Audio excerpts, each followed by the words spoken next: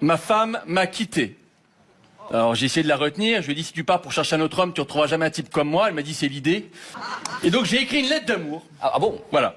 Est-ce que vous m'autorisez à demander de l'aide du public et vous, tout le monde? Mais je vous en prie, Olivier, voilà, je vous en prie. d'amour que j'ai prévu pour récupérer ma femme.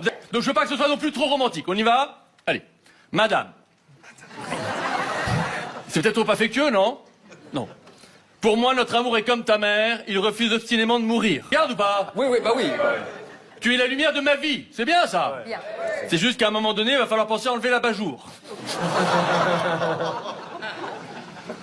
En espérant que tu changes d'avis, je suis en train de planifier une nouvelle lune de miel. Et promis, cette fois-ci, c'est toi qui viens avec moi. Vous me dites hein, si c'est bon ou pas. Non, mais j'ai besoin d'aide. Bon. Ah oui, celle-là, je sais pas si je peux la faire, celle-là. C'est très personnel. Ici, en tout cas, à mon avis, vu ce qui s'est déjà passé...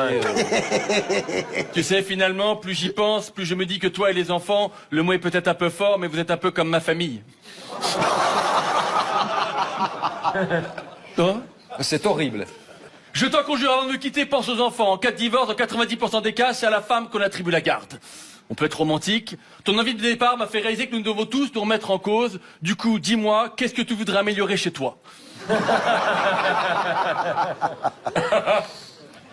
Bon, la suivante aussi, elle est un peu intime, mais bon, ce soir, j'ai envie de tout dire. Mais oui, non, mais... Je sais que t'as peur de vieillir. Mais t'inquiète pas pour toi, je pense que le pire est déjà passé.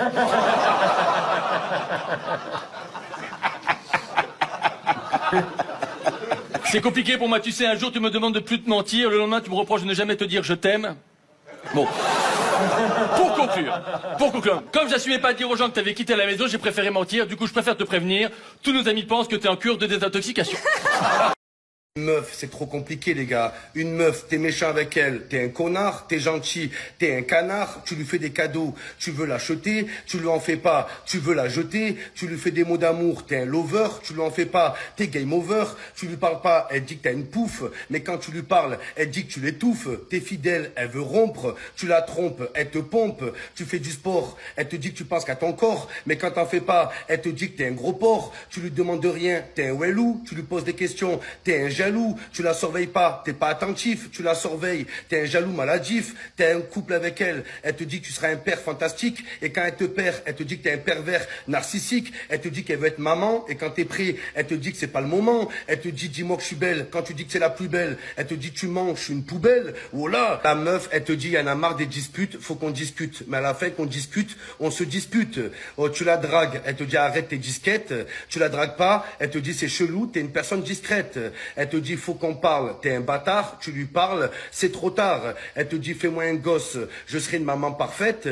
Tu lui dis oui, elle te dit c'est pas le moment, je suis pas prête. C'est incroyable. Les meufs, le lundi, elle veut du gloss, le mardi, elle veut des gosses, le mercredi, t'es son cœur, le jeudi, tu l'écœures, le vendredi, elle veut aller voir ses copines, le samedi, elle veut voir ton code PIN, et le dimanche, tu la pines. C'est incroyable les meufs, c'est incompréhensible. J'ai développé une technique pour les blancs qui se font agresser. Vous êtes là, dans la rue, en train d'être fragile, tu vois. Les agresseurs vous repèrent, vous flippez pas, les deux pieds dans le sol, bab tout solide. Vous les regardez droit dans les yeux et vous parlez comme un gitan. C'est les blancs qui font le plus peur dans l'imaginaire collectif, d'accord?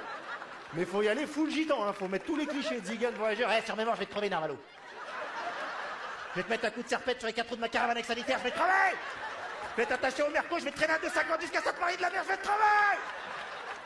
Bon là, s'il reste, c'est que c'est un russe, hein, c'est fini. Ça, c'est l'étape d'au-dessus, il dit, je vais ouvrir ton ventre et manger ton intestin grêle. Bon appétit, tu vois, c'est fini. Désolé pour les clichés sur les gitans, mais ça peut sauver des vies, tu vois. Parce que les vrais blancs qui subissent le racisme anti-blanc, c'est les gitans. Il est à ciel ouvert le racisme envers les gitans. C'est la plus grande connerie qu'on ait fait dans ce monde. Tu sais pourquoi? Si on avait une communauté gitane installée en France, que le monde entier est au courant qu'on a des gitans en France, on n'aurait pas eu de terrorisme. Les mecs, ils seraient jamais venus, les mecs de Daesh. Ils auraient dit, ils sont plus fous que nous, on va pas y aller. Tu veux régler le problème du terrorisme, t'envoies les gitans en Syrie, c'est réglé en 3 jours. Hein. Ils arrivent le lundi, le jeudi, il n'y a plus que des caravanes et des mecs avec des guitares. Joe B, Joe Ba, et c'est fini les attentats, fini. Même les plus tarés des terroristes, ils auraient été choqués. On n'a pas compris. Ils sont arrivés, crier mange t'es mort, mange t'es mort, mange t'es mort. Ils mangent des morts.